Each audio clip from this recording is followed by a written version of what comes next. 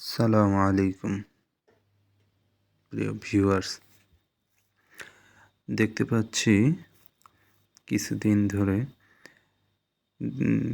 আমাদের সাবেক প্রধানমন্ত্রী কয়েকবারের বেগম খালেদা জিয়া অসুস্থ, খুবই গুরুতর অসুস্থ, যার জন্য প্রধান উপদেষ্টা দেখতে গেছে তাকে। তারপর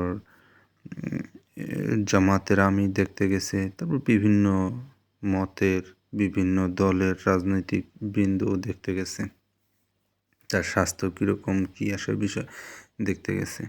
এবং দেখছি যে এই প্রধান উপদেষ্টা তাকে খুব খুব গুরুত্বপূর্ণ ব্যক্তি হিসেবে ঘোষণা দিয়েছে ভিভিআইপি, এবং এসএসএফ দ্বারা তাকে নিরাপত্তা দিচ্ছে, সর্বোচ্চ নিরাপত্তা দিচ্ছে। যখন এগুলো হচ্ছে তখন জনমনে একটা আতঙ্ক তৈরি হচ্ছে, না জানি কি হয়ে গেছে, কিছু একটা হয়েছে। তাহলে বেগম খালেদা জিয়ার, যদি বেগম খালেদা জিয়ার কিছু একটা না হয় তাহলে তো এরকম হওয়ার কথা না, যে এত মানুষ আসবে, এত নিউজ হবে। কি জন্য কিছুদিন আগেও সে অসুস্থ ছিল এবং সে লন্ডনে গিয়েছিল এই 2025-এ। সে লন্ডনে গিয়ে তার চিকিৎসা করিয়ে তারপর আবার দেশে আসলো।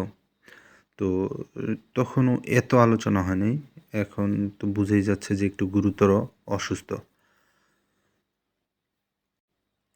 তো আমি দেখতে পাচ্ছি যে তার জন্য এই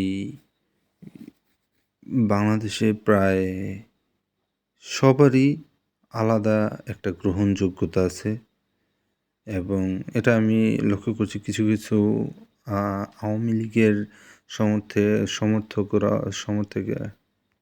সমর্থকেরাও তাকে পছন্দ করে, তাকে সমর্থন জানিয়েছে, তার এই অসুস্থতায় দুঃখ প্রকাশ করেছে। কিছু কিছু বাদ দিলাম, কিন্তু কিছু কিছু আছে।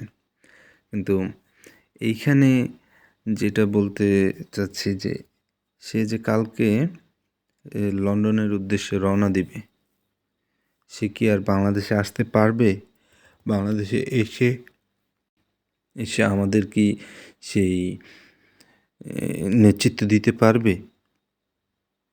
এখন তারেক জিয়া যেহেতু দেশে আসতে পারলেন না, তার হয়তো কোনো আইনি ঝামেলা বা কোনো তার জীবনের কোনো ঝুঁকি থাকতে পারে, সেই জন্য।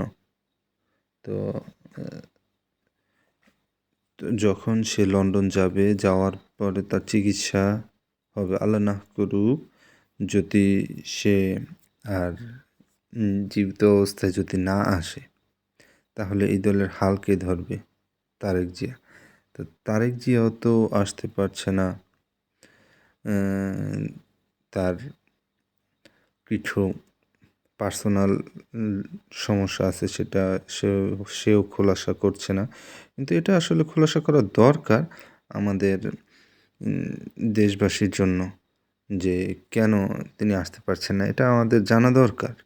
এটা তো এরকম না যে তিনি সাধারণ লোক, তিনি তো হচ্ছেন আমাদের সেই আমাদের নেতৃত্ব দিবে, আমাদের দেশ চালাবে, তার এটা বলা দরকার।